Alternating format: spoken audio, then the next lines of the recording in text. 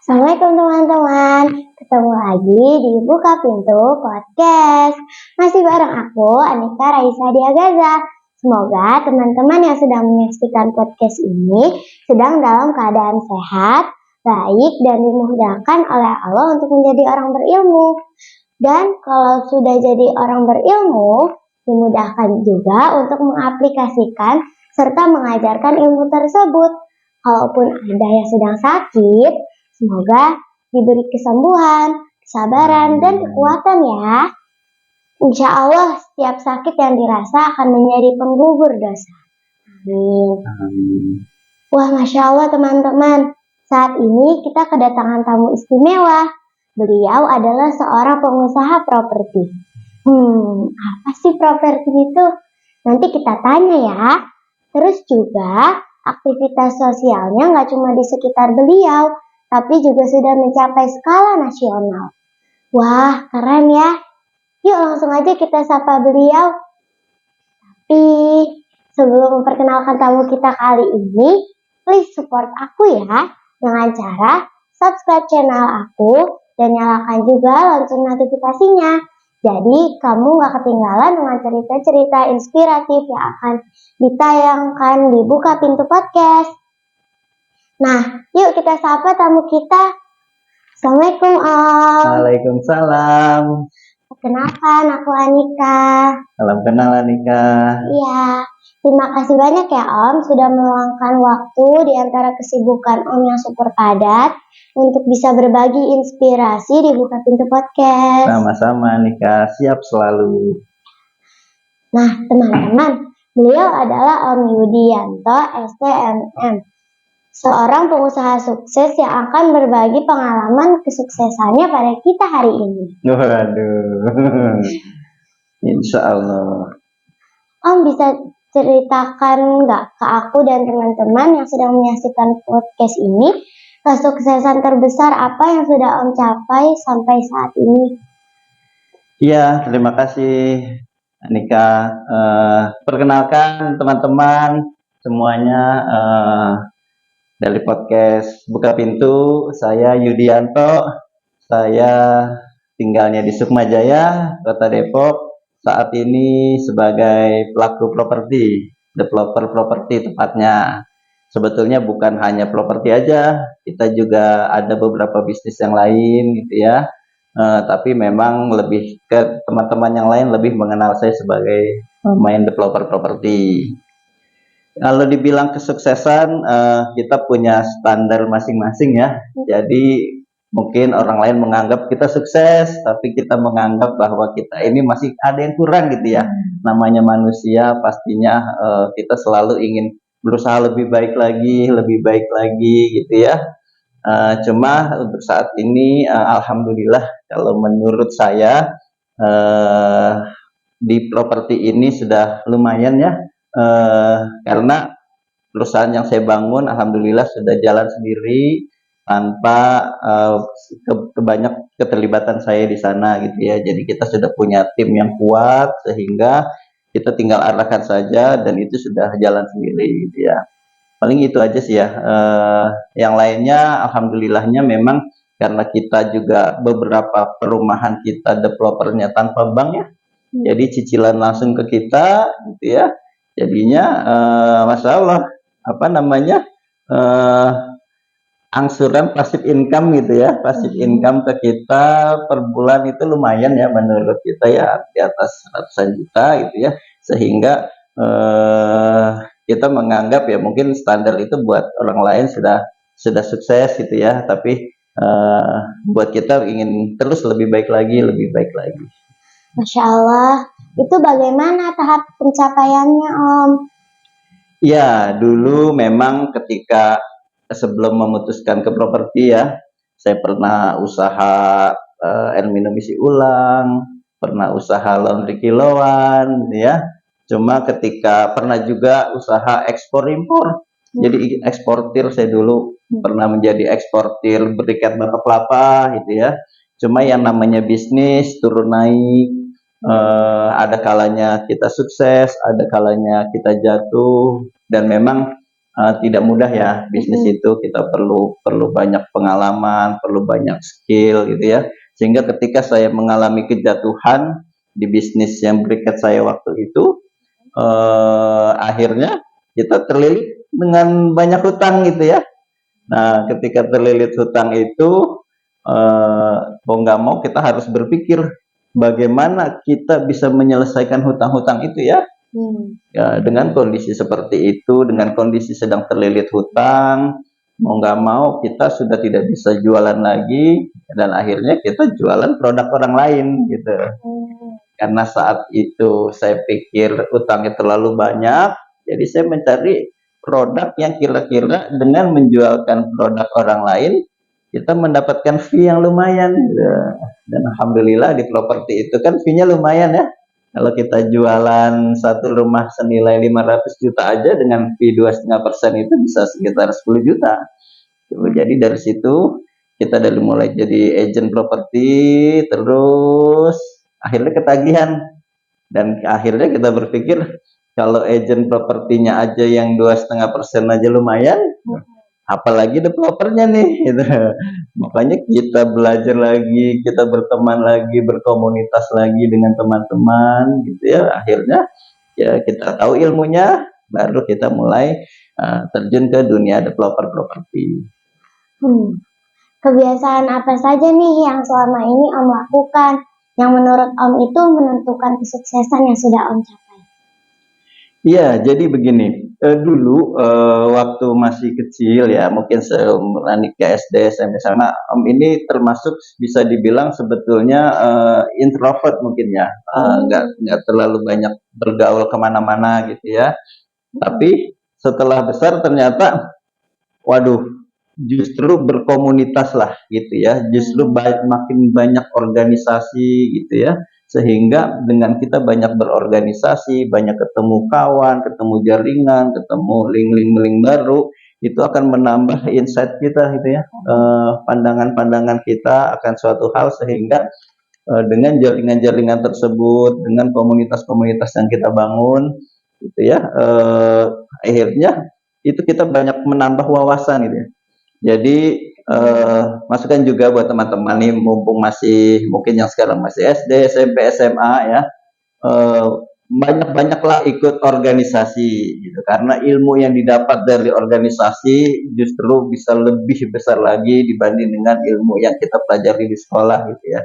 Nah, dari banyaknya jaringan itulah akhirnya terbentuk tuh, kita kan bisa tinggal menjahit aja ya. Kalau di dunia bisnis itu asal pintar menjahit, yang satu punya uang tapi bingung mau bisnis apa, yang satu punya bisnis tapi nggak ada modalnya gitu ya, ya kita jahit aja, kita pertemukan mereka gitu ya. Atau justru di bisnis kita pengen bisnis A, bisnis B tapi nggak ada uangnya, nggak punya jaminan untuk pinjaman gitu ya, akhirnya kita belajar lagi bagaimana cara menarik investor sehingga bisa dijalankan bisnis kita. Jadi itulah yang menentukan. Jadi ketika kita mencoba membuka diri, kita bergaul ke sana ke sini ya, tentunya organisasi yang positif ya, organisasi bisnis, organisasi sekolah, apapun ya, yang penting positif. Itu insya Allah bisa membentuk diri kita ya, untuk menjadi lebih baik lagi. Om pernah nggak merasa gagal? Kalau pernah, kegagalan seperti apa? Terus bagaimana cara Om bangkit dari kegagalan tersebut? Ya, dibilang gagal, ada istilah dari, kalau nggak salah dulu, Dahlan Iskan gitu ya, pernah bilang, habiskan masa gagalmu di saat muda gitu ya, sehingga nanti ketika kita udah tua tuh masa gagalnya udah habis, sehingga kita bisa terus sukses gitu ya. Ada lagi istilah jatuh bangun, jatuh sampai 7 kali, bangunnya harus 8 kali gitu ya. Jadi memang kita mau sebagai pengusaha, mau kita sebagai eksekutif di kantor gitu ya, pasti namanya hidupan pasti ada kegagalan juga. Nah, kalau saya sendiri dulu yang tadi saya sempat singgung di awal, yang dibilang kegagalan adalah ketika ternyata bisnis berikat saya harus ambruk dan meninggalkan hutang sekian miliar gitu ya. Dan itu luar biasa efeknya ya, karena kita harus melepas semua yang kita punya, kita harus melepas dari mulai mobil sampai jual rumah sampai ngontrak lagi gitu ya. Eh, Itulah kita disitulah justru disitulah momen kita apa namanya mengevaluasi diri kita ya. Oh ternyata memang kemampuan kita belum cukup gitu ya, kemampuan kita belum cukup untuk membangun bisnis lebih bagus lagi, sehingga kita harus menambah gitu ya, menambah kemampuan kita lagi gitu ya. Dan saya punya prinsip bahwa la yukallifullahu nafsan illa wus'aha, bahwa tidak ada ujian yang lebih dari sesuai yang kita mampu gitu ya, sehingga ketika ujian itu terasa sangat berat buat kita, misalnya ujian itu menurut kita nih sangat berat, padahal sebenarnya ujian itu paling maksimal pun kalau kita sebut nilai gitu ya, misalnya 1 sampai 10, kemampuan diri kita ini saat ini nilainya adalah 7 gitu. Nah, ketika kita mendapatkan ujian begitu berat, paling juga ujian itu hanya dinilai 7 juga, karena tidak mungkin melewati kemampuan kita gitu. Nah, cara bangkitnya adalah kita harus menambah kemampuan kita gitu ya, sehingga kemampuan kita menjadi angka 7,5 atau 8, sehingga masalah itu jadi lebih rendah dari kita gitu. Jadi cara bangkitnya ketika kita mendapati masalah yang terasa beratnya, merasa kita gagal, maka kita harus menaikkan kapasitas kita ya. Kita harus belajar lagi, bergaul lagi, mana lagi dibenerin, ya pastinya lah mendekatkan diri juga kepada Allah ya. Insya Allah. Om dulu pernah membayangkan nggak akan ada di titik ini? Kayak misal pas Om masih seusia aku atau masih anak-anak lah ya, merasa akan sukses seperti sekarang. Atau bayangin aja gitu bahwa besar nanti akan menjadi seorang pengusaha. Iya, jadi dulu seusia nikah berarti SD ya. Ketika SD saya itu punya mimpi samalah seperti anak-anak yang lain, pengennya jadi pilot gitu ya. Sampai-sampai kita bikin bikin pesawat-pesawatan, pengennya pokoknya jadi pilot gitu ya. Kalau yang lain mungkin pengennya jadi dokter gitu ya. Tapi masalahnya kita tidak merancang tuh mau jadi pilot itu harus kemana nih jalurnya gitu ya. Kita yang ikut aja belajar gitu ya, sekolah gitu ya. Tapi ternyata jauh banget nih gitu ya.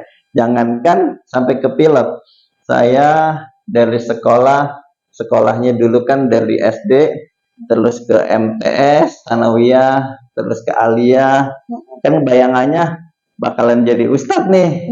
Nanti mungkin kita ke Mesir gitu ya. Dulu soalnya orang tua sempat ngomong begitu.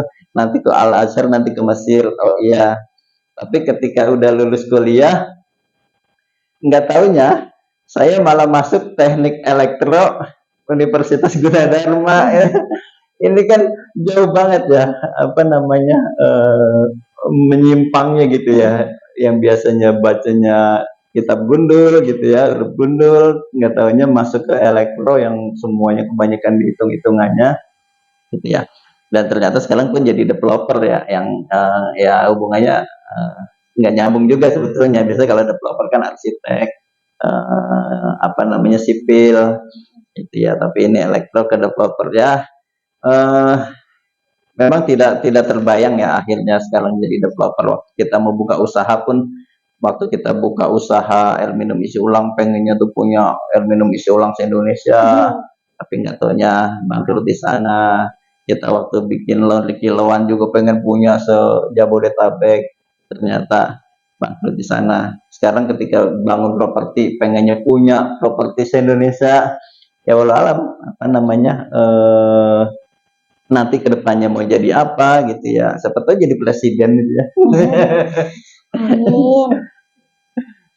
Om dulu kan pengusaha briket ya. Iya. Briket itu apa sih Om? Nah, briket itu adalah batok kelapa yang dibakar menjadi arang. Tuh. Jadi kalau di Indonesia briket itu nggak laku. Tuh. Jadi kalau di Arab Saudi di Timur Tengah itu briket itu sangat digemari. Dia buat bakar sisa, buat bakar pizza, macam-macam. Jadi briket itu macam-macam bentuknya, ada yang bulat, ada yang kotak, gitu ya. Dulu karena punya kawan yang tinggal di sana, ketika dia datang ke sini dia bilang apa namanya? Ini loh produknya memang sangat digemari di briket.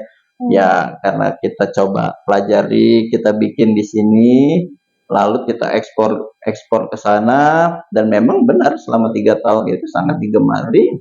Itu cuma memang masalahnya adalah kita dulu punya bayarnya cuma satu. Itu harusnya kita punya bayar itu tiga minimal, minimal tiga, biar apa? Biar kalau satu bayarnya mundur kita masih bisa jualan ke tempat yang lain. Gitu dulu kesalahan kita di sana, kita cuma punya pembelinya satu, sehingga ketika pembelinya itu sudah tidak beli di kita lagi, briket itu udah nggak laku tuh di Indonesia, kan nggak laku. Jadi dicondet aja tuh yang banyak, Timur Tengahnya juga nggak laku gitu ya. Jadi briket itu akhirnya mandek, kita nggak bisa jual lagi. Nah, disitulah titik kejatuhan kita.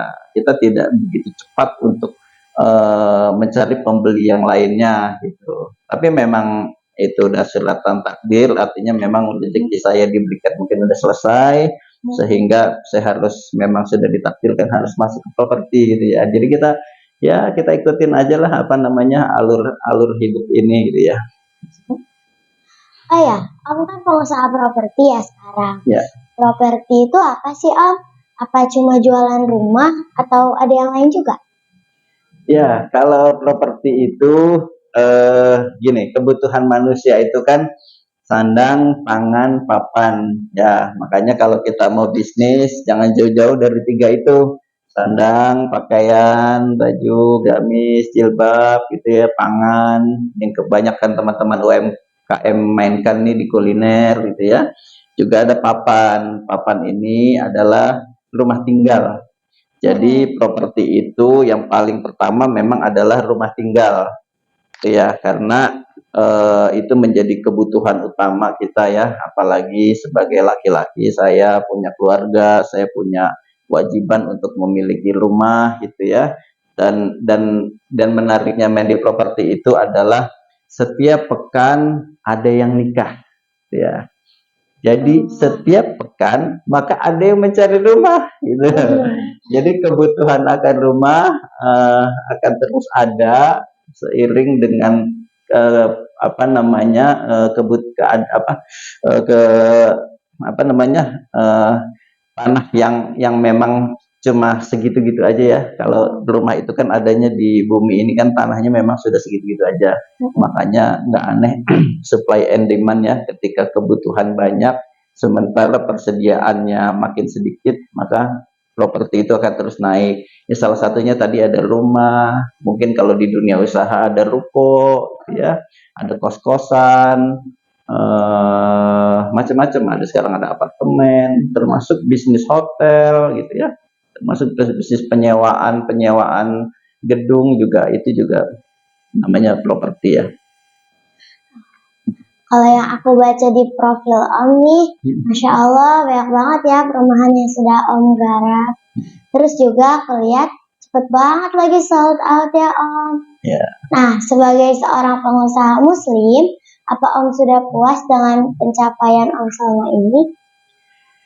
Ya, kalau dibilang kepuasan, tadi saya di perusahaan punya visi misi ya, visi misi. Sebetulnya kita ingin divisi, kalau kalau Mbak Nika mau main ke kantor saya tuh ada visi misi itu di perusahaan kita. Kita menjadi perumahan syariah terbesar di Indonesia gitu ya. Bahkan saya tambahin, kita pengen jadi perumahan syariah yang head to head dengan Podomoro ini. Dulu mimpinya seperti itu. Rumah syariah itu artinya kita tidak memakai modal dari kena riba, gitu ya, menghindari riba, juga mengenai pembiayaan KPR-nya. Makanya kita banyak di awal-awal itu perumahan syariah kita tuh tanpa bank, jadi cicilan langsung ke kita, gitu ya. Cuma memang sistem di Indonesia ini yang tidak mensupport para pengusaha syariah ya. Artinya ketika kita memberikan eh, KPR rumah syariah ke konsumen, gitu ya, yang dengan tanpa denda, tanpa sita, tanpa bank dan lain-lain.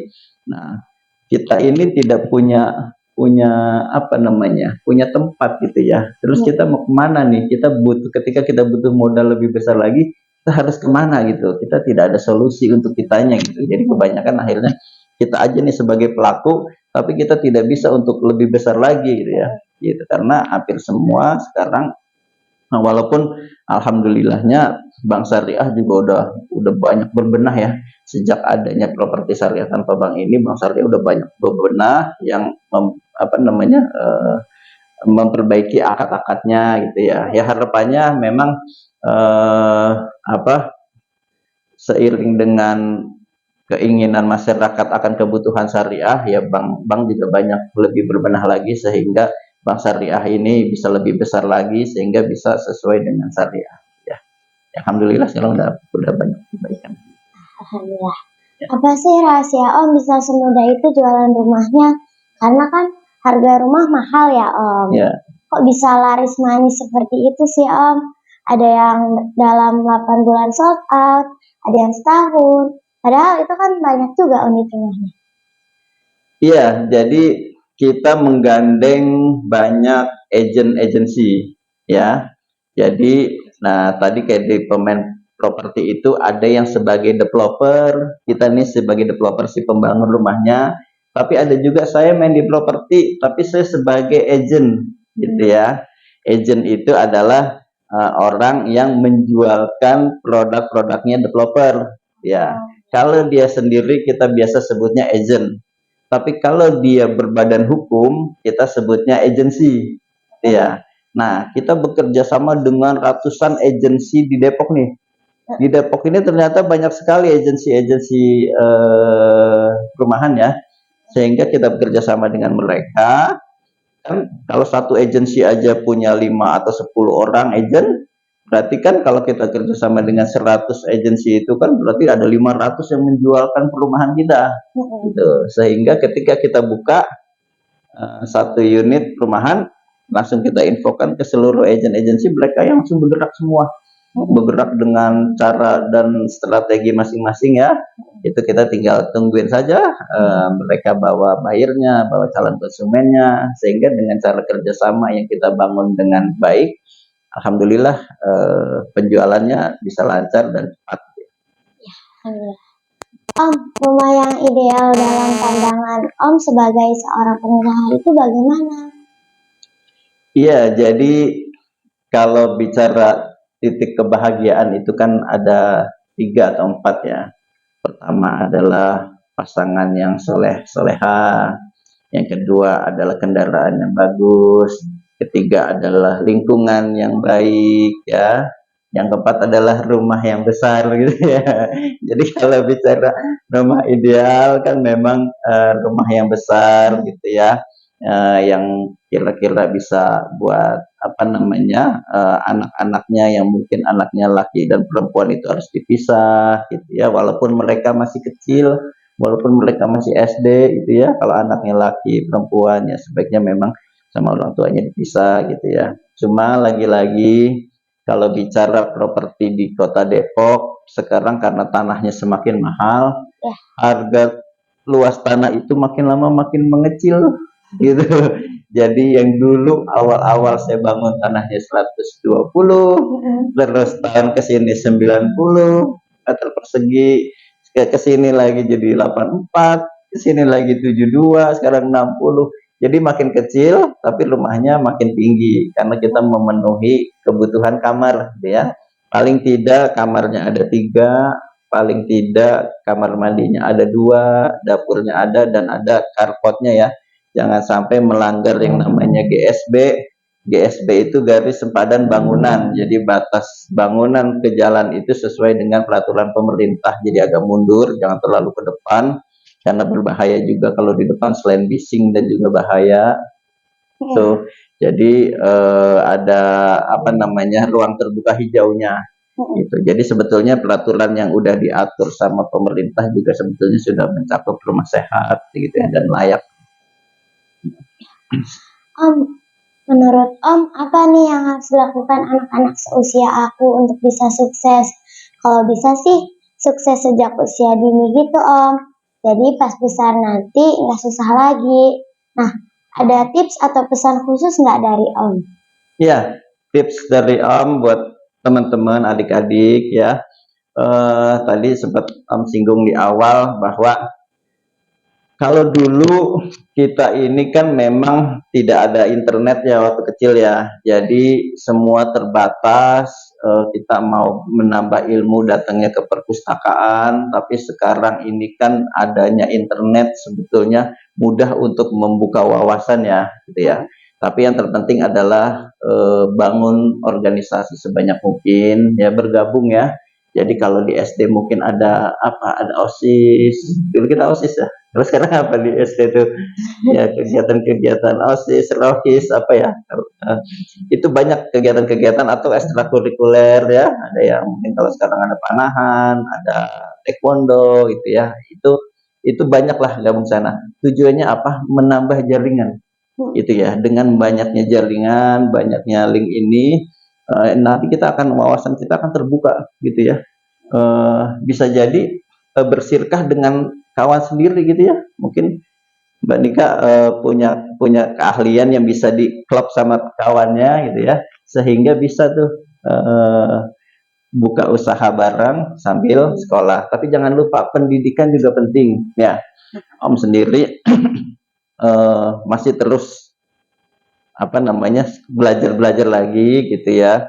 Ini juga udah S2 udah selesai dan ini juga rencananya mau S3 gitu ya, walaupun bisnisnya udah lancar gitu ya, tapi tetap pendidikan itu penting. Jadi jangan jangan lupakan belajar, tetap sekolah, banyak buka wawasan dengan cara bergaul, banyak banyak organisasi, tapi harus di manage ya buat para orang tua gitu ya. Kalau di anak-anak saya itu, kalau dia mau nonton TV atau mau buka HP 1 jam, itu harus baca buku 1 jam gitu gitu. Jadi kita tuh punya perpustakaan mini itu kan banyak buku-buku yang tebal-tebal itu ya, ya ada Muhammad Teladanku dan lain-lain lah itu ya. Jadi kalau dia mau buka HP 1 jam, dia harus baca dulu 1 jam. Jadi saya tuh begitu apa namanya mengajarkan ke anak-anak saya ya. Jadi dibaca dulu, setelah itu baru dia bisa buka HP. Nah nanti baru kita tanya tuh apa yang dia baca itu. Nah di HP-nya juga kita awasin itu, jangan sampai nanti apa namanya bahaya juga karena kalau nggak dikontrol juga internet juga bahaya juga. Insya Allah ya Om. Apa nih yang masih ingin Om capai dalam waktu dekat ini? Yang ingin dicapai dalam waktu dekat ini ya memang eh, terus terang sekarang saya sedang apa namanya sedang lihat-lihat nih ya untuk kuliah S3 gitu ya, melanjutkan S3 di mana gitu ya sambil ngejalanin bisnis sambil melanjutin S3 dan sedang mencoba bisnis yang lain gitu. Karena kalau properti itu kan kita tuh kayak ular, ular ya. Jadi panen sekali, makan sekali, buat setahun itu cukup ini. Itu kadang-kadang kita sepengen juga punya rezeki ayamnya itu ya, buka buka bisnis yang matok setiap hari gitu. Karena kebetulan saya juga kan pembina di teman-teman UMKM ya, yang kita pegang kan bisnis UMKM semua tuh yang memang setiap hari berdagang gitu ya, gitu.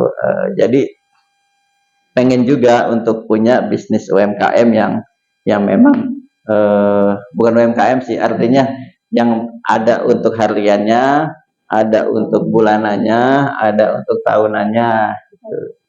Selain juga tadi menambah apa namanya wawasan dengan pendidikan. Kalau pencapaian dalam jangka panjang apa Om? Kan teman-teman juga bisa mengaminkan. Mudah-mudahan bisa segera terwujud. Rencana jangka panjang ya, ya kita sih pengennya sebetulnya kalau saat ini memang karena udah ininya jadi pengusaha ya, tapi bagaimanapun juga kita apa namanya eh, melihat perkembangan usaha itu juga kan dipengaruhi oleh politik ya. Ya kan, mau nggak mau kita juga ingin juga memberikan kebaikan untuk bangsa. Ya, makanya ketika kemarin kita melihat perubahan ini bisa dilakukan dengan kekuasaan, ya artinya kita juga harus ikut campur dalam memperbaiki bangsa ini, ya. Karena apa? Karena kita ini tidak hidup di lingkungan yang steril, ya. Kita tidak hidup di lingkungan yang steril, jadi tidak cukup hanya dengan memperbaiki diri sendiri. Kita juga harus memperbaiki orang lain, gitu ya, atau memperbaiki lingkungan. Nah, bagaimana memperbaiki lingkungan ini? Makanya kita harus punya power, gitu ya. Kalau kata hadis kan, eh, bila engkau melihat kemungkaran, maka rubahlah dengan tanganmu, gitu ya, atau rubahlah dengan ucapanmu, atau rubahlah dengan hatimu, dan itu kan selemah-lemah iman ya. Artinya dengan kita merubah dengan tangan, kita harus punya kekuasaan, kita harus punya power gitu ya. Nah, power itu kita dapat dari mana? Ya mungkin kalau di lingkungan rumah mungkin kita bisa menjadi ketua RW gitu ya, ketua DKM. Dengan ketua-ketua itu kita akan lebih mudah tuh merubah itu ya. Nah, kemarin saya juga ternyata diminta untuk terjun juga di dunia legislatif gitu ya, cuma belum rezeki gitu ya. Memang akhirnya tertarik juga karena kita ingin mau nggak mau karena kita dunia sosial ya, social planner. Jadinya ya selain kita cukup berbisnis, ya kita juga harus bisa memperbaiki lingkungan gitu. Jadi memang ya mau nggak mau akhirnya saya terjun juga ke dunia politik. Politik itu tidak haram, tidak apa namanya, kalau orang bilang bahaya nih kalau udah main politik gitu ya, enggak gitu ya. Justru dengan kita memiliki power, kita bisa merubah keadaan gitu. Jadi ya walau alam lah namanya, apa namanya, nanti kita mau kemana, tapi itu tetap walaupun kita mau lewat jalur politik maupun enggak, tetap kita bukan hanya memperbaiki diri tapi juga kita perbaiki lingkungannya. Masya Allah. Mudah-mudahan bisa segera tercapai ya Om. Amin. Masya Allah, seru banget ya obrolan kita kali ini. Aku juga pengen banget jadi pengusaha. Bisa membuka lapangan kerja buat banyak orang. Doain aku ya Om. Amin ya. Semangat ini kayak. Ya. Nah teman-teman, sebenarnya banyak banget nih yang bisa dikupas dari seorang Om Yudi. Insya Allah, lain waktu kita ngobrol-ngobrol lagi ya Om. Siap selalu. Berbagi inspirasi agar teman-teman juga bisa memulai kebiasaan baik untuk mencapai kesuksesan. Sekarang waktunya jawab cepat nih Om. Waduh, ada jawab cepat juga ya. Siap ya Om. Siap. Pilih jawaban yang paling tepat menurut Om Yudi sama alasannya ya Om. Yang pertama, pilih pintar atau kreatif. Nggak boleh pilih dua-duanya. Udah. Pilih pintar. Kenapa tuh Om? Kalau kita pintar, kita nanti akan kreatif. Ya, saya dulu punya CV namanya CV Tenaga Yudi Kreatif. Jadi tenaga kita harus pakai kekuatan dan kreatif juga, tapi juga kita harus pintar. Karena kalau nggak pintar kita nggak akan kreatif. Selanjutnya, inovatif atau peduli? Peduli. Kenapa peduli? Inovatif itu adalah misi, peduli adalah visi, gitu ya. Kita peduli nih, kita tujuan utamanya adalah kita peduli dengan lingkungan, gitu. Lalu apa tujuan kita, apa namanya, cara kita peduli itu apa, gitu ya. Maka inovatif lah, itulah. Ada A, ada B, ada C, ada D, gitu ya. Selanjutnya, bisnis atau kerja sosial? Bisnis. Ya, alasan juga. Ya, kita kalau kerja sosial ya, kita ini punya kebutuhan. Ya, kita ini punya kebutuhan sehingga kita hanya sosial aja, ada yang akan terlantar nantinya. Kita ini punya tanggung jawab gitu, keluarga gitu. Kita punya istri, punya anak yang mereka juga butuh sekolah yang tinggi, butuh sekolah yang bagus. Maka kenapa saya harus pilih bisnis? sehingga setelah tercukupi kebutuhan mereka yang menjadi tanggung jawab kita, kita baru kita bisa sosial. Kalau bisnisnya bagus, sosial sih gampang, kita nyumbang masjid 100 juta, 500 juta gitu ya, dibanding kita hanya kerja sosial aja. Oke, selanjutnya cita-cita atau mimpi? Cita-cita, walaupun hampir disurvei ya, anak kecil kalau ditanya cita-citanya apa, nanti 20 tahun lagi bener nggak jadi cita-citanya, itu rata-rata itu semua apa namanya jarang ya yang memang akhirnya sesuai dengan ketika cita-cita ketika dia masih kecil gitu ya. Itu tapi mimpi juga, sebetulnya mimpi juga bagus, maksudnya mimpi itu kita punya impian gitu ya, bukannya kita lagi tidur mimpi gitu kan. Ya, tapi kita juga harus punya, kalau cita-cita itu kan terukur sebenarnya. Makanya sekarang saya punya punya skema gitu ya, skema mewujudkan cita-cita. Kalau kita punya cita-cita kayak tadi saya bilang visi, maka kita kita itu harus bekerja dari akhir gitu ya. Dari akhir nih, kita mau jadi apa nih? Kita mau jadi A. Maka bagaimana mencapai itu? Kita riset tuh, yang jadi A tuh siapa aja? Oh dari sini. Nah ini dari sini kemana? Dari sini gitu. Jadi kita udah bisa bisa apa namanya rencanakan gitu. Selanjutnya, rumah dekat masjid atau dekat tempat wisata?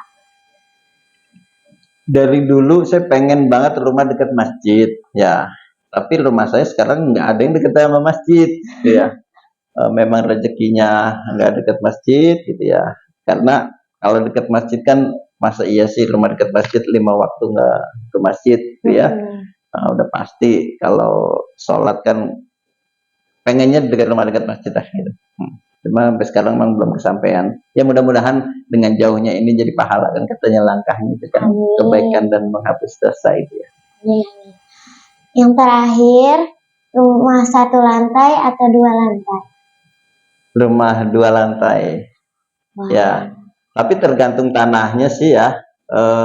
Karena tadi kita adanya di sini ya, adanya di Depok, Jabodetabek, yang tanahnya sudah makin mahal, itu akhirnya mau nggak mau saya sendiri juga rumah 2 lantai, bangunnya juga 2 lantai gitu ya.